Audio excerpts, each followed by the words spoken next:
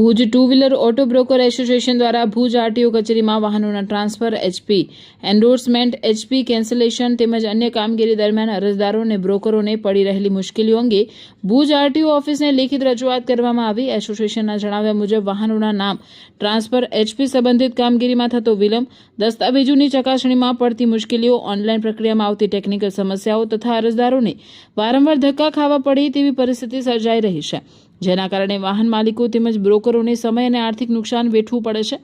એસોસિએશને રજૂઆતમાં માંગ કરી છે કે આરટીઓ કચેરીમાં ટ્રાન્સફર, એચપી એન્ડોર્સમેન્ટ અને એચપી કેન્સલેશન જેવી કામગીરી માટે અલગ સુવિધા ઉપલબ્ધ કરાવવામાં આવે, અરજીઓનો ઝડપી નિકાલ કરવામાં આવે, ટેકનિકલ સમસ્યાઓનું તાત્કાલિક નિરાકરણ લાવવામાં આવે તેમજ આરટીઓ અધિકારીઓ સાથે નિયમિત બેઠક યોજી પ્રશ્નોનું સમાધાન કરવામાં આવે।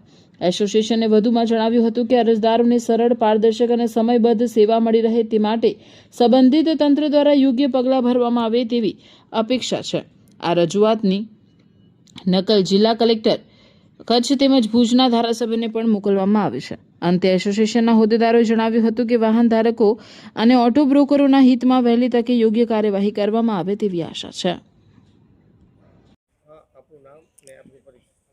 મારું નામ સુરેશકુમાર કાનજી મહેશ્વરી। હું Bhuj two wheeler auto broker એસોસિએશનનો પ્રમુખ છું। સાથે અમારી સમગ્ર ટીમ જોડાયેલી છે।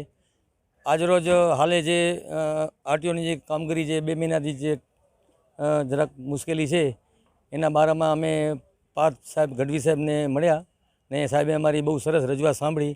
હાલમાં નામ ટ્રાન્સફરમાં આધાર કાર્ડ ને આરસી બુક પ્રમાણે જે નામમાં આગળ પાછળ આવે છે એની અમારી ટુ વ્હીલર ઓટો બ્રોકર વ્યવસાય સાથે જે ભાઈઓ સંકળાયેલા છીએ, અમારા એસોસિએશનમાં 60-70 જણાનો અમારો એસોસિએશન છે।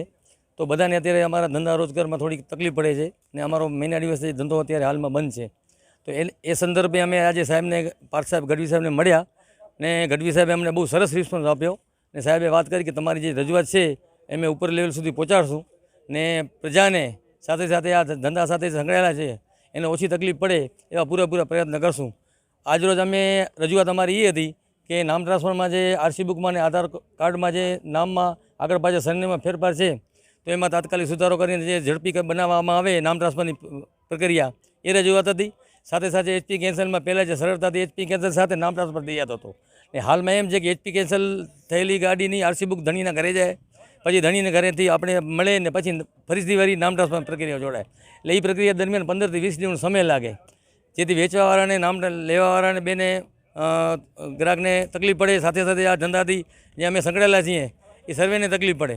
તો એ અમારી રજૂઆત આજે અમે સાહેબશ્રીને સંભળાવી તો સાહેબે શ્રીએ અમને બહુ સરસ રિસ્પોન્સ આપ્યો ને સાહેબે અમને શાંતિપૂર્વક સાંભળી ને અમારા જે પ્રશ્નો છે એ ઉપર સુધી પહોંચવાની સાહેબે ધરપત આપી।